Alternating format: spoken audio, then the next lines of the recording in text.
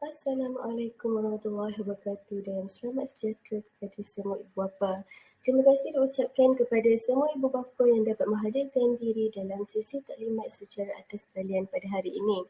Walaupun taklimat kali ini kita laksanakan dengan cara berbeza, tetapi saya mengharapkan ibu bapa akan memperolehi input serta taklimat penting tentang sesi persekolahan pada tahun ini.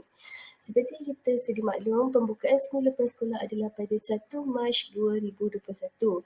Jadi, terdapat beberapa perkara yang ingin saya taklimatkan. Pertama sekali adalah peraturan dan pengurusan prasekolah. Sebelum tu saya memperkenalkan nama prasekolah SKB Field 2 iaitu Prasekolah Inkanku Sayang yang hanya ada pada sesi pagi sahaja pada pukul 7.45 pagi hingga 11.45 pagi. Okey, kita lihat kepada yang pertama iaitu waktu persekolahan. Kelas akan bermula pada pukul 7.45 pagi, maafkan saya, dan akan tamat pada pukul 11.45 pagi. Diingatkan kepada ibu bapa untuk menghantar anak paling awal 10 minit sebelum kelas bermula dan mengambil anak selewat-lewatnya 10 minit selepas kelas selepas kelas tamat. Jadi, sebabnya kita tak nak berlaku apa-apalah kepada anak-anak lepas pada waktu persekolahan. Sebab bukan lagi tanggungjawab sekolah. Okey, jika murid menaiki van sekolah, sila maklumkan kepada guru supaya kami ambil. Maklumlah perkara tersebut. Okey, yang kedua pula kita lihat kepada kehadiran. Kehadiran akan direkodkan setiap hari. Ini bermakna jika murid mengalami masalah kesihatan ataupun tidak dapat hadir ke sekolah pada hari-hari tertentu, ibu bapa wajib memaklumkan kepada guru prasekolah. Prasekolah jika murid tidak hadir. Okey, yang ketiga pula kita lihat kepada peralatan yang perlu dibawa. Pertama ialah alat tulis. Alat tulis ni hanya perlu dibawa pada hari pertama persekolahan sahaja dan akan ditinggalkan di kelas prasekolah. Jadi saya mohon ibu bapa melabel nama anak pada setiap alat tulis tersebut.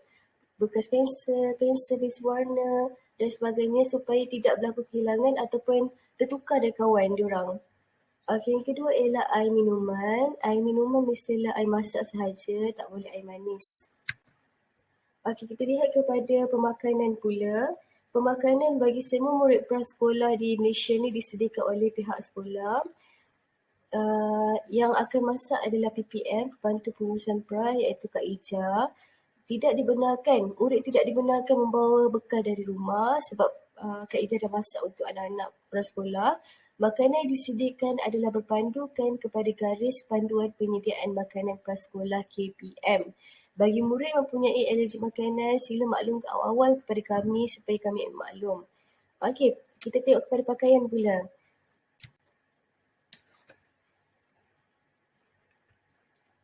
Okey, kita lihat pada gambar ni. Gambar ni adalah contoh penetapan pakaian murid prasekolah oleh KPM. T-shirt putih berkola sama ada lengan pendek atau panjang, dua-dua boleh. Seluar panjang sukan berwarna biru gelap ataupun hitam tapi tidak ada bercorak dan juga jalur tepi. Okey, tudung sarung putih bagi murid yang bertudung. Kalau kasut pula, kasut putih, stoking mestilah putih. Kalau kasut hitam, stoking mestilah hitam. Kita tak boleh bercampur. Kasut hitam, stoking putih ataupun kasut putih, stoking hitam. Tak boleh macam tu ya. Okey, lencana sekolah mestilah bertampal atau berjahit, boleh didapati kita boleh dapat di kedai buku sekolah. Lencana sekolah. Ini adalah faktor keselamatan ya, lencana sekolah. Jadi saya harap bahagian ni ibu bapa faham. Okey, kita lihat sebelah pula. Maklumat tambahan, waktu balik sesi persekolahan adalah pada pukul 11.45 pagi. Jadi macam saya cakap tadi, ibu bapa mestilah ambil anak selewat-lewatnya 10 minit selepas kelas tamat, iaitu kami akan tunggu anak-anak sampai pukul 11.55 pagi sahaja. Selepas pada itu, keselamatan anak tuan-puan bukan lagi tanggungjawab kami. Jadi mohon ibu bapa jangan lewat ambil anak-anak lah. Jika ada kecemasan, boleh hubungi saya ataupun PPM saya. Yang kedua, ibu bapa diminta menulis nama anak pada setiap barang keperluan. Sebabnya ada berlaku ya, anak-anak tu tukar kasut, balik tu call saya. Anak saya dia tukar kasut dan sebagainya, stoking. Jadi langkah selamat, tulis siap-siap nama anak. Sebab anak-anak kita pun tak kecam kasut dia orang mana, stoking dia orang mana. Ketiga, semua murid tidak dibenarkan memakai barangan kemas ataupun aksesori hiasan. Kalau berlaku kehilangan, pihak sekolah tak bertanggungjawab.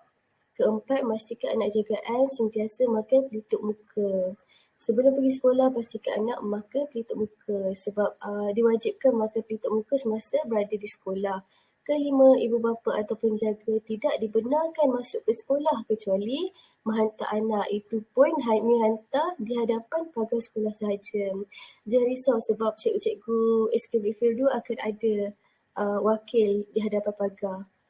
Yang keenam, ibu bapa atau penjaga tidak dibenarkan menunggu anak semasa PDPC dijalankan sebab kita risau akan mengganggu anak.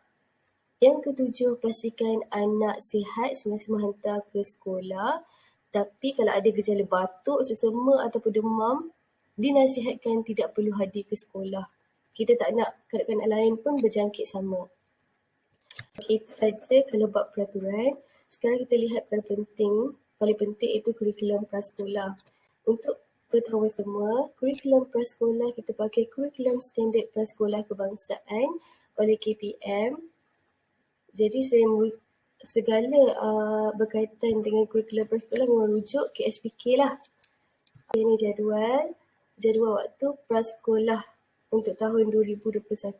Kita ada main bebas, buat pagi, rehat, refleksi, mata pelajaran teras, BMBI, pendidikan Islam yang akan diajar oleh Ustazah Ifah, pendidikan fizikal iaitu kita akan main luar, matematik dan juga aktiviti pembelajaran. Aktiviti pembelajaran kita ada bahasa Melayu dan bahasa Inggeris. Bahasa Melayu 300 minit dan juga bahasa Inggeris 200 minit.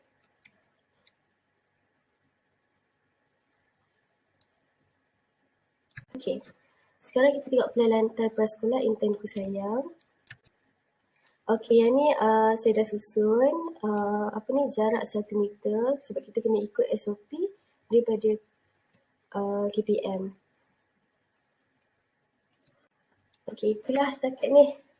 Dah tak ada apa-apa, tapi jika ada apa-apa sebarang pertanyaan, bolehlah hubungi saya terus. 013-277-9925. Kalau ada apa-apa tak faham, nak tanya apa-apa, boleh kontak saya. Okey, saya harap semua yang penerangan saya tadi, ibu bapa dapat faham. Dan terima kasih sebab dapat luangkan masa hari ni. Okey, sekian, terima kasih. Assalamualaikum.